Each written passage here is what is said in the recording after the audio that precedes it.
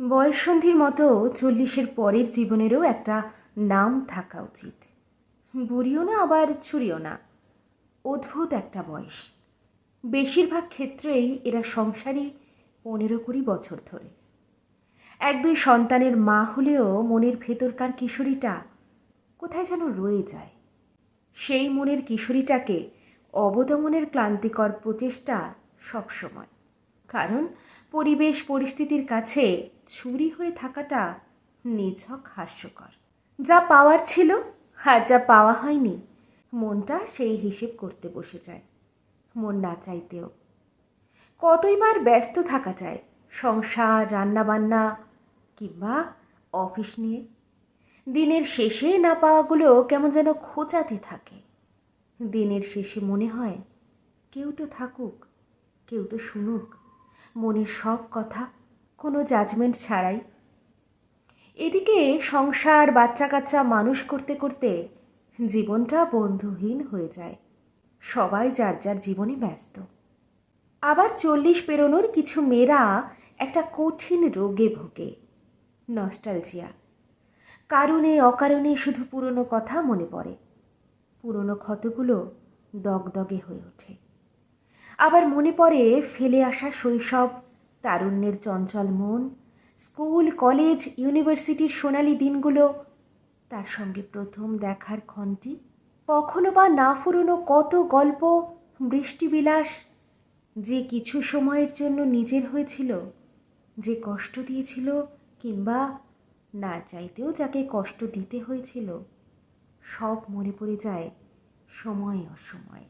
রাতের বেলা সব কাজ সেরে আয়নার সামনে দাঁড়ালে বড় অসুন্দর মনে হয় নিজেকে। চুল পড়ে অর্ধেক, মুখে বলি রেখারা সব আঁকিবুকি শুরু করেছে। একসময় মেদহীন শরীরটা স্বপ্নের মতো লাগে। পেটে স্ট্রেচ মার্কের দাগ, সব মিলিয়ে ভীষণ অনাকর্ষণীয় লাগে নিজেকে। সেই বিষণ্ণতা ঢাকতেই হয়তো শাড়ি গয়নায় মেতে থাকতে চায় মেয়েদের মন।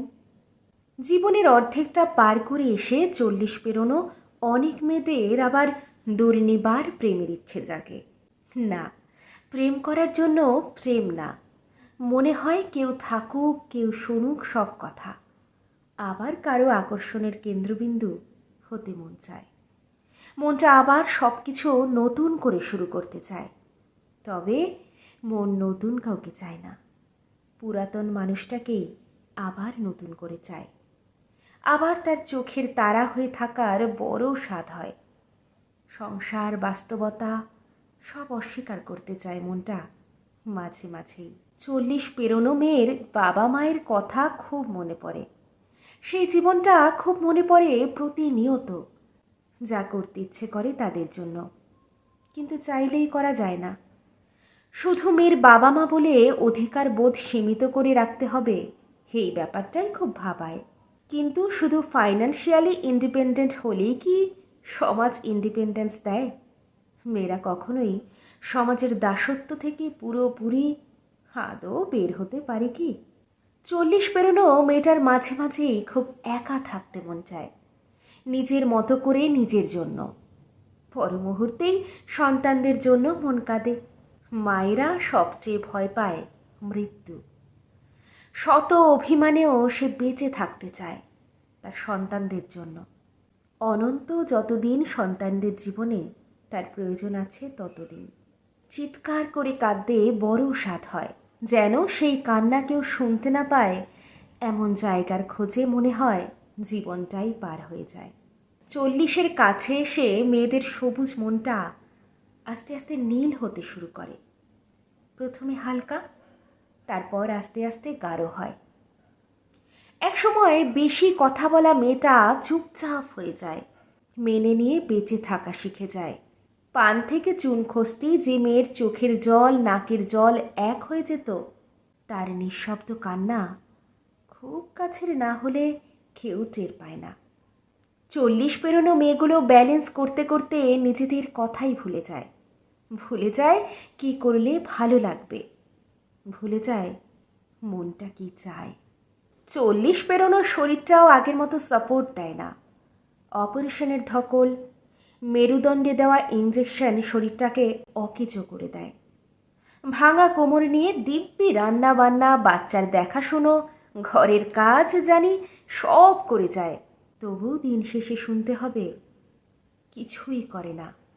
40 পেরোনো মেয়েগুলো যত্ন চায়, তারা চায় কেউ তার মনের যত্ন করুক। তবে সবশেষে একটা কথাই বলবো, যদি নিজেকে ভালোবাসতে পারেন 24 ঘন্টায় 1 ঘন্টা বা দিনে অন্ততপক্ষে 30 মিনিটও শুধু নিজের জন্য বাঁচতে পারেন। নিজের পছন্দের বা নিজের শখের কাজগুলো করতে পারেন, তাহলে বয়সে 40, 50, 60, 70, 80 যাই হোক, কোথাও গিয়ে আপনার আর কোনো আফসোসই থাকবে না জীবনে। বিশ্বাস করুন, কারণ দিন শেষে আপনিও একজন ইন্ডিভিজুয়াল, একজন মানুষ। আপনারও নিজস্ব একটা সত্তা আছে, নিজের ভালো মন্দ বোধ আছে, নিজের চাওয়া পাওয়া আছে, যেগুলোকে পৃথিবীতে কেউই অস্বীকার করতেই পারবে না। তাই কখনো নিজেকে দয়া করে অবহেলা করবেন না। বিশ্বাস করুন, আপনাকে অবহেলা করবার লোক প্রচুর আছে। আপনি না হয় নাইবা করলেন, তাতে আপনি খুব ভালো থাকবেন। আর আপনি ভালো থাকলে আপনার সাথে যারা বিভিন্নভাবে জড়িয়ে আছে তাদেরকেও খুব ভালো রাখতে পারবেন। আর আপনি নিজে যদি ভালো না থাকেন, আপনি কখনোই অন্য কাউকে ভালো রাখতে পারবেন না। তাই নিজে ভালো থেকে সবাইকে ভালো রাখুন এবং ভালোবাসায় রাখুন।